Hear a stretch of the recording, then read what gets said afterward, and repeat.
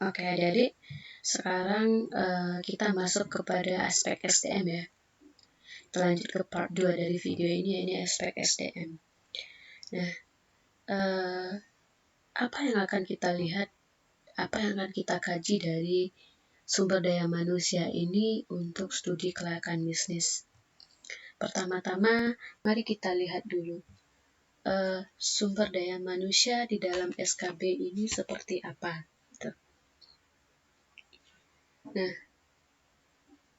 ternyata bahwa analisis berikutnya adalah terkait dengan kesiapan perusahaan yang berkaitan dengan sumber daya manusia, mulai dari pengadaan sampai dengan pada penempatannya di jabatan tertentu untuk menjalankan kegiatan perusahaan.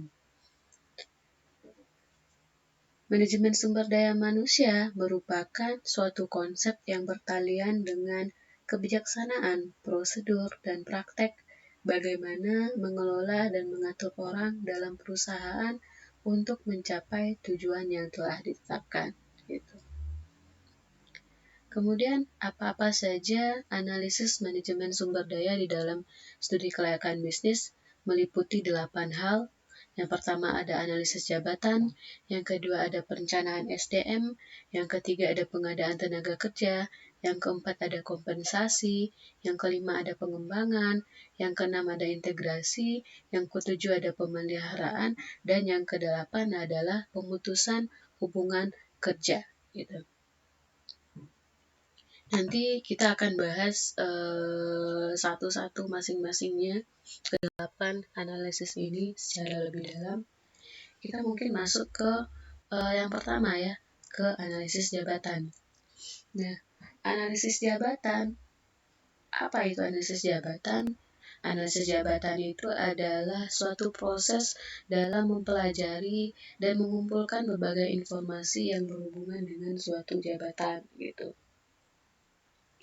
Karena kenapa analisis jabatan ini penting? Karena komponen organisasi yang paling penting adalah pekerjaan atau jabatan. Maka untuk mencapai tujuan, organisasi perlu menetapkan jenis-jenis pekerjaan yang harus dilaksanakan.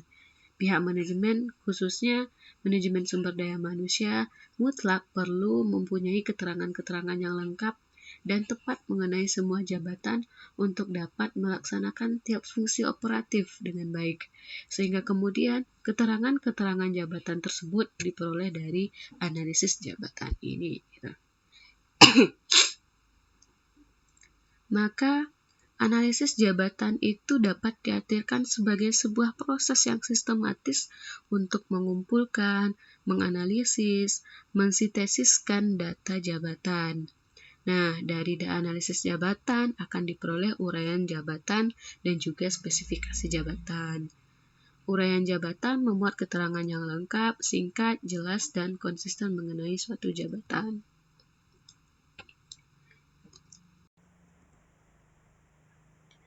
Nah, apa saja uraian-uraian yang dimuat di dalam analisis jabatan? Yang pertama pastinya adalah identitas jabatan, gitu. Kemudian fungsi jabatan seperti apa? Uraian tugasnya apa? Wewenang jabatan itu seperti apa? Tanggung jawab, hubungan kerja, bahan, alat, mesin yang digunakan, serta kondisi kerja ketika kita mendapati menjabat di dalam jabatan tertentu itu seperti apa. Kemudian, adapun spesifikasi jabatan atau persyaratan jabatan memuat syarat-syarat minimum yang harus dipenuhi oleh seorang agar dapat melakukan jabatan tertentu dengan baik. Nah, persyaratan jabatan itu bisa saja adalah persyaratan pendidikan.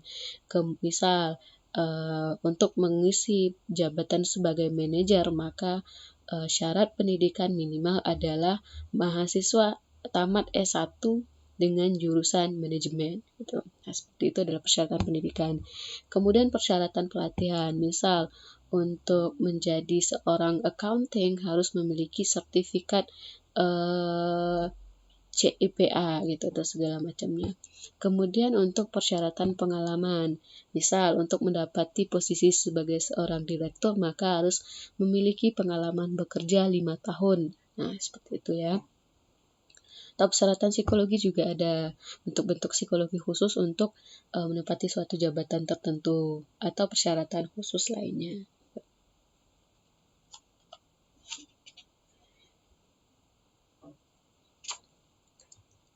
Nah, di dalam analisis jabatan ada beberapa pendekatan yang dilakukan.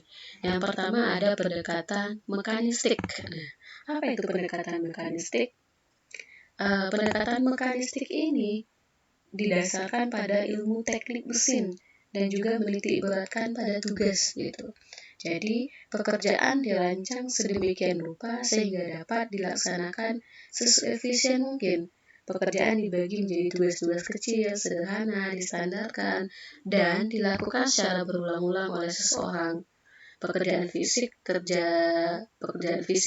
dan kerja otak secara tegas dipisahkan. Jadi lebih kepada mekanik atau mekanistik gitu. Kemudian yang kedua adalah pendekatan faktor manusia. Dalam perencanaan jabatan perlu memperhatikan faktor tubuh baik itu biologi maupun psikologi si pekerja. Maka dimensi-dimensi fisik tubuh manusia juga diperlukan sehingga untuk mempermudah mendesain peralatan kerja yang cocok sehingga secara biologi dapat mengurangi tekanan kerja serta kelelahan saat mereka bekerja. Misal, mereka akan ditempatkan dalam bagian gudang gitu, seorang. Maka kalau misalkan di gudang butuh postur tubuh yang tinggi untuk bisa menggapai barang-barang, untuk bisa menggapai macam-macam barang. Nah, seperti itu contohnya. Kemudian pendekatan motivasi yang ketiga. Nah, pendekatan motivasi ini adalah pendekatan yang didasarkan pada psikologi organisasi, di mana kerja dirancang untuk merancang motivasi para karyawan dan meningkatkan kepuasan kerja.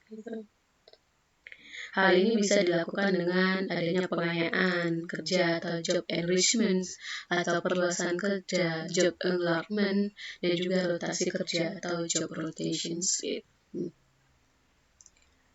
Kemudian yang kedua dalam aspek sumber daya manusia juga yang kedua kita akan merencanakan sumber daya manusianya. Nah, perencanaan sumber daya manusia merupakan suatu kegiatan yang dilakukan secara sistematis pastinya. Dia akan meramalkan atau memperkirakan kebutuhan sumber daya manusia.